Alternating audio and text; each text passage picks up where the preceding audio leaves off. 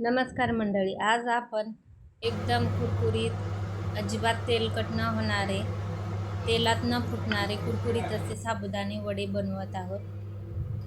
तुमचे वडे तेलकट होत असतील किंवा तेल पित असतील तर ही पद्धत वापरून नक्की करून पहा। आणि आवाजावरून तुम्हाला समजलं असेल की एकदम कुरकुरीत असे हे साबुदाणा वडे झाले आहेत। बटाटे आणि साबुदाण्याचे योग्य प्रमाण मी व्हिडिओत सांगितले आहे, त्यामुळे स्किप न करता शेवटपर्यंत नक्की पहा। तर साबुदाणा वडा बनवण्यासाठी इथे 1 कप भरून एवढा साबुदाणा छान स्वच्छ असा धुवून घ्यायचा आहे 1-2 पाण्याने। नंतर साबुदाणा बुडेल इतपत याच्यात पाणी घालायचं आहे आणि झाकण ठेवून द्यायचं आहे। 4 ते 5 तास हा साबुदाणा आपल्याला व्यवस्थित असा भिजवून घ्यायचा आहे। तर इकडे बघू शकता साबुदाणा व्यवस्थित भिजला आहे, अगदी मोकळा सुटसुटीत असा झालेला आहे। हा बाउल छोटा आहे म्हणून मी मोठ्या बाउलमध्ये साबुदाणा असा सुटसुटीत करून घेतलेला आहे। तर 1 कप साबुदाण्यासाठी मीडियम साईजचे 2 उकडलेले बटाटे घ्यायचे आहेत। याच्यापेक्षा कमीही बटाटा घ्यायचा नाही आणि जास्तही वापरायचा नाही। जास्त बटाटे झाले तर वडे आपले तेल पितात।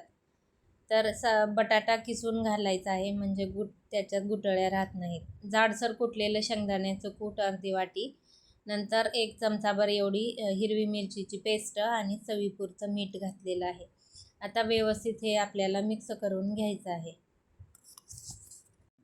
तर हाताने या पद्धतीने याला मी असं व्यवस्थित असं मिक्स करून घेतलेलं आहे।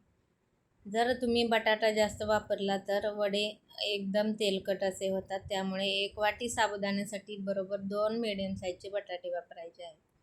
बटाटे तुमचे जास्तच मोठे असतील तर फक्त 1च वापरला तरीसुद्धा चालेल। तर अशा पद्धतीने मी याला मिक्स करून घेतले आहे।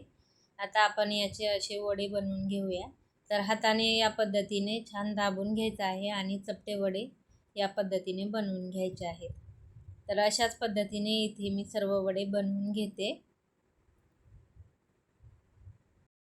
बटाट्याचं प्रमाण जर चुकलं, बटाटे वड्यामध्ये कमी पडले तेव्हा सुद्धा ते तेलात फुटले जातात, त्यामुळे बटाट्याचं प्रमाणही व्यवस्थित घ्यायचं आहे आणि वडा या पद्धतीने छान प्रेस करून दाबून बनवायचा आहे।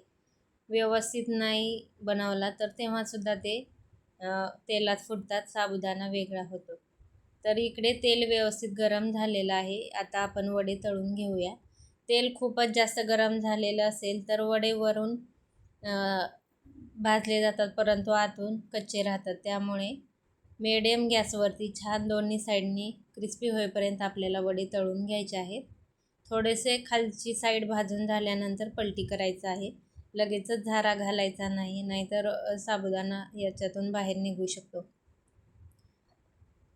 तर इकडे बघू शकता छान आपले वडे हे तळून झालेले आहेत, काढून घेऊया। तर अशाच पद्धतीने इथे मी राहिलेले सुद्धा वडे तळून घेते।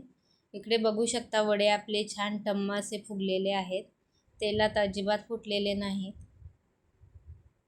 तर व्हिडिओ सांगितलेल्या टिप्स वापरून तुम्ही सुद्धा अशा पद्धतीने नक्की बनवून पहा। तर इकडे बघू शकता दुसरी बॅच सुद्धा अतिशय टम्म असे हे वडे आपले फुललेले आहेत आणि तेलकट तर अजिबात होत नाहीत।